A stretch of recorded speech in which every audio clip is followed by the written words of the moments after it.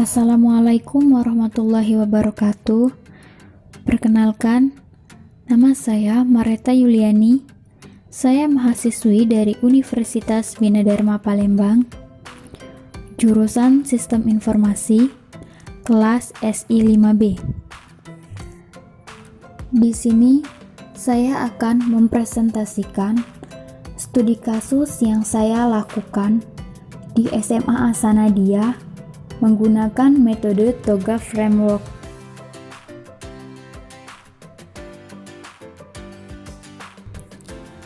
Enterprise Arsitektur merupakan perancangan proses bisnis dan teknologi di setiap organisasi dan perusahaan, kemudian diintegrasikan untuk mencapai suatu tujuan tertentu. Menurut Surendro 2009, Enterprise Arsitektur merupakan kumpulan prinsip, metode, dan model yang bersifat masuk akal yang digunakan untuk mendesain dan merelasikan sebuah arsitektur. Menurut The Open Group 2009, dapat disimpulkan Enterprise Arsitektur adalah blueprint organisasi yang menentukan bisnis, informasi, dan teknologi yang digunakan agar tercapai misi organisasi. Enterprise Arsitektur dikonsentrasikan pada infrastruktur yang meliputi hardware, software, dan network untuk dapat bekerja secara bersama dengan misi, sasaran, dan tujuan organisasi untuk menjalankan proses bisnis organisasi dengan didukung oleh teknologi informasi. TOGA Framework, suatu kerangka kerja arsitektur perusahaan yang memberikan pendekatan komprehensif untuk desain, perencanaan, implementasi, dan tata kelola arsitektur informasi perusahaan. Macam-macam fase pada TOGA Framework meliputi yang pertama, preliminary phase merupakan tahap awal persiapan perencanaan arsitektur enterprise. Yang kedua, requirement management untuk menentukan kebutuhan arsitektur enterprise. Kebutuhan itu disimpan lalu dimasukkan ke dalam fase yang sesuai. Yang ketiga, arsitektur vision.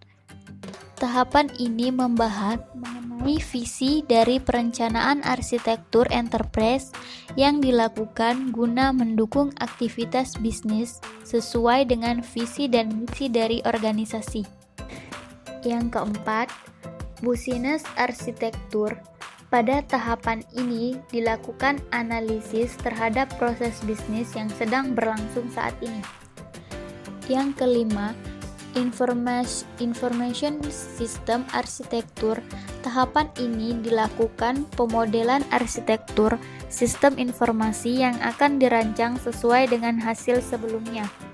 Yang keenam, teknologi arsitektur.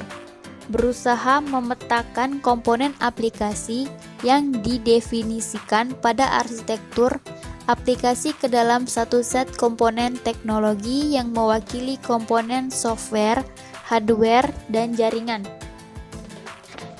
Yang ketujuh, opportunities dan solution. Tahap pertama yang langsung berkaitan dengan struktur bagaimana arsitektur target akan dihasilkan. Yang kedelapan, migration planning. Tahapan ini dilakukan penyusunan urutan implementasi sistem didasarkan kepada skala prioritas. Yang kesembilan, implementation governance. Memastikan kebutuhan dengan arsitektur yang didefinisikan bukan hanya oleh proyek implementasi, tetapi juga oleh proyek yang sedang berlangsung dalam perusahaan atau sekolah. Yang ke-10, arsitektur change management untuk memastikan bahwa arsitektur mencapai nilai target. Metode penelitian, suatu cara atau proses ilmiah dengan tujuan memperoleh data dengan kegunaan dan tujuan tertentu. Di sini saya menggunakan metode penelitian studi pustaka. Studi pustaka dilakukan dengan mengumpulkan informasi yang dijadikan sebagai acuan untuk penelitian ini. Referensi-referensi tersebut berasal dari buku, tesis, skripsi, jurnal, proceeding, artikel internet yang berkaitan dengan penelitian ini, di antaranya mengenai konsep enterprise arsitektur, sistem dan teknologi informasi, TOGAF ADM, serta meliputi tools yang digunakan dalam perencanaan enterprise arsitektur. Perancangan arsitektur sistem informasi. Yang pertama, preliminary. Saat ini, SMA Asanadia mempunyai beberapa software dan aplikasi yang digunakan untuk pengelolaan data proses bisnis. Dari hasil observasi ini, dihasilkan investasi sistem aplikasi yang akan dijadikan acuan dasar untuk migrasi jangka panjang.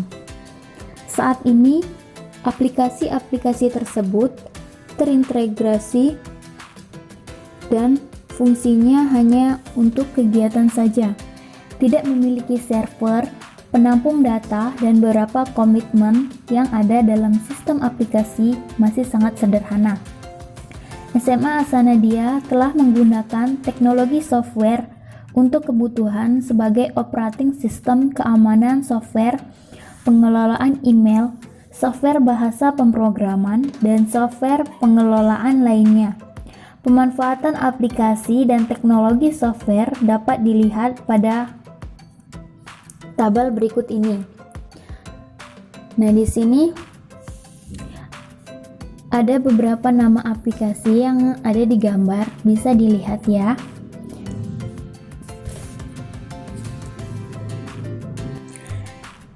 Yang kedua, arsitektur vision.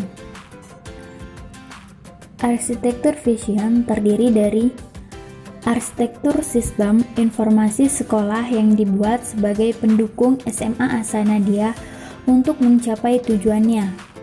Yang kedua, terdiri dari unit-unit sistem informasi yang dikelola masing-masing oleh setiap unit dan terintegrasi dengan sistem di SMA Asanadia. Yang ketiga, dapat diakses oleh semua sivitas akademik dan stakeholder SMA Asanadia dengan tingkat kebutuhan, peran, dan pengetahuan yang berbeda. Yang ketiga, business arsitektur. Pada tahapan ini, dilakukan pemodelan arsitektur terhadap tahap-tahap proses bisnis yang terkait, langsung dengan area pelayanan penerimaan peserta didik baru. Bisa disingkat dengan PPDB. Proses belajar mengajar disingkat dengan PBM. Manajemen data lulusan MDL, manajemen tata usaha MTU, manajemen sarana prasarana MSP, manajemen keuangan MK yang merupakan bisnis utama yang ada pada SMA Asanadia. Dalam proses pemodel arsitektur bisnis ini menggunakan tools use case diagram. Yang keempat, information system arsitektur. Tahapan ini melakukan perancangan arsitektur sistem informasi SMA Asanadia dengan membangun arsitektur data dari tabel detail entitas data. Nah, di sini terlihat gambar detail entitas data. Yang kelima, teknologi arsitektur. Berdasarkan keragaman, pengembangan jaringan, dan kondisi exiting teknologi, maka disipakan sektas pengembangan jaringan terlihat pada gambar berikut. Pada tahapan ini menggambarkan aliran informasi antar sistem aplikasi. Sini terlihat pada gambar, bisa dilihat dari gambar ya. Yang keenam, Opportunities and Solution. Gap analisis antara sistem informasi dan gap analisis teknologi perangkat lunak yang ada saat ini dan kondisi yang akan datang. Sistem informasi yang baru, ADD, dan informasi yang dapat diperbaharui, privilege, terlihat pada tabel berikut. Yang ketujuh, migration planning. Pada tahapan ini, migrasi harus dipersiapkan sebaik mungkin. Sangat penting untuk menjaga data yang sudah ada tetap dapat digunakan pada perencanaan sistem baru ini. Aplikasi-aplikasi yang terkait dalam penelitian ini dapat dikelompokkan sebagai berikut. Di sini, yang pertama saya menggunakan model aplikasi pendaftaran aplikasi PDPD, penjadwalan PPDB, pembuatan laporan.